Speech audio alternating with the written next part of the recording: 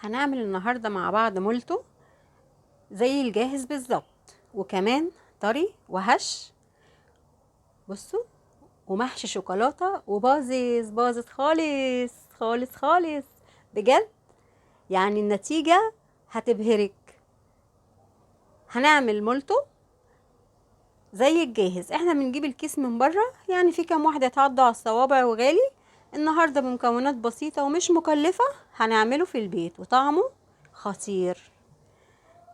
يلا حبايبي، حطوا لي لايك وشير وسبسكرايب وفعلوا الجرس عشان يوصلكوا كل جديد. في بولة فاضية كده، وهنزل بكوباية زبادي كبيرة، ده زبادي شركات. وكمان هنزل بمعلقة كبيرة من السكر، ادي معلقة سكر. وكمان هنزل بمعلقة بيكنج باودر، معلقة حلوة كبيرة.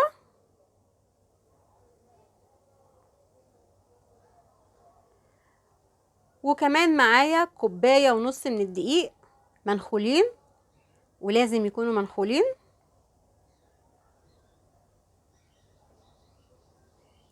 ورشة ملح صغيرة جدا. وهقلب بقى كل المكونات دي كده مع بعض. الاول كده بقلب بالمعلقة، بعد كده هنشيل بقى المعلقة خالص ونعجن بايدينا.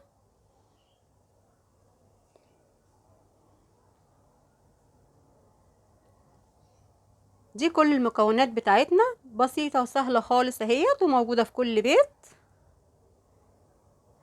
انا هنا حبايبي العجينة معايا احتاجت معلقة كمان من الدقيق، يعني حاطة كوباية ونص وكمان عليهم معلقة. والعجينة لازم تكون بتلزق في ايديكي كده خفيف. انا هنا عجنت العجينة وزي الفل معانا اهيت. هغطيها بقى بستريتش او بفوطة كده نظيفة، مش هتخمر ولا حاجة، بس هسيبها ترتاح 10 دقايق. انا هنا غطيتها بستريتش. او نسيت اقول لكم حبايبي، الدقيق انا معايراه بالمج بتاع الشاي، المج اللي انتوا شفتوني خدت منه معلقة. ركنت العجينة على جنب ترتاح 10 دقايق. ومعايا شوكولاتة مطبخ. خدت كده قطعة الشوكولاتة اللي يعني اللي هتكفي اللي انا عاملاه، وابتدي اقطعها قطع.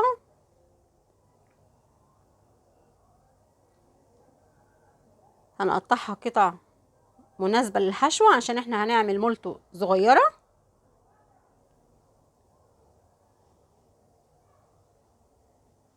بتتقطع معايا بكل سهولة كده بالسكينة. ادي المكعبات اللي انا عملتها. دلوقتي جبت العجينة بعد ما ارتاحت 10 دقايق. العجينة هشة معايا وناعمة وجميلة.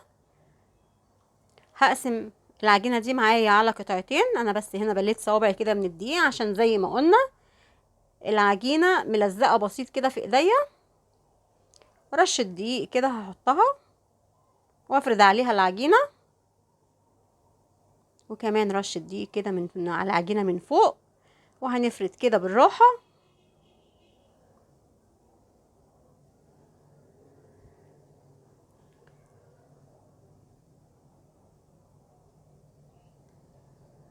بعد كده بقى افردها بالنشابة. رشة دقيق بسيطة كده معانا، وهنفردها بالنشابة. نحاول يعني نعملها رفيعة على قد ما نقدر، لان احنا هنلفها في الاخر وهتبقى طبقات على بعضيها. انا كده هنا فردتها اهيت بالسكينة بقى، وهقطعها على 4.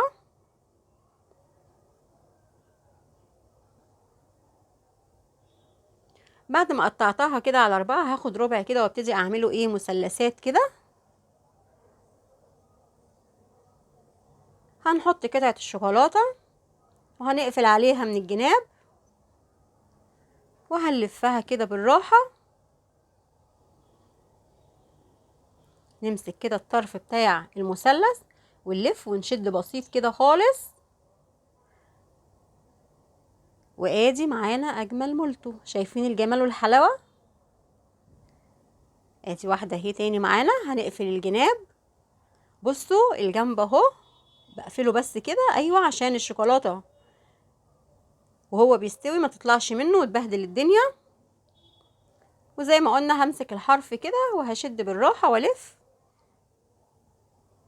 وما ننساش نقفل كده ايه الحرف، ايوه نضمه كده هنلاقيه ايه لزق على بعضه عشان ما يفكش مننا.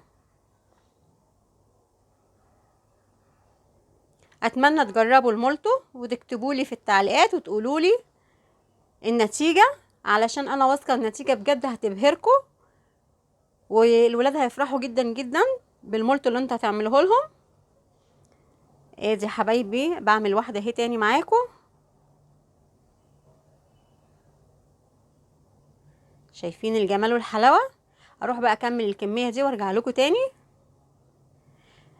وكده انا خلصت الكميه كلها اللي كانت معايا، اللي هي قطعه العجين اللي قسمتها على 2. وبصوا الجمال والحلاوه. ونروح للمرحله اللي بعد كده. زيت على النار غزير، واول ما يسخن كده انزل ايه بالمولتو، وما كترش، ما احطش كميه كبيره عشان ايه يبقى واخد راحته في السوا. نار متوسطه علشان النار العاليه هتحمرها من بره ومن جوه هتبقى نيه ومش حلوه.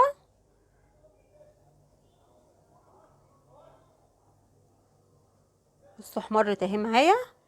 هنطلعها حبايبي على مصفى عشان تتصفى كده من اي زيت زياده فيها.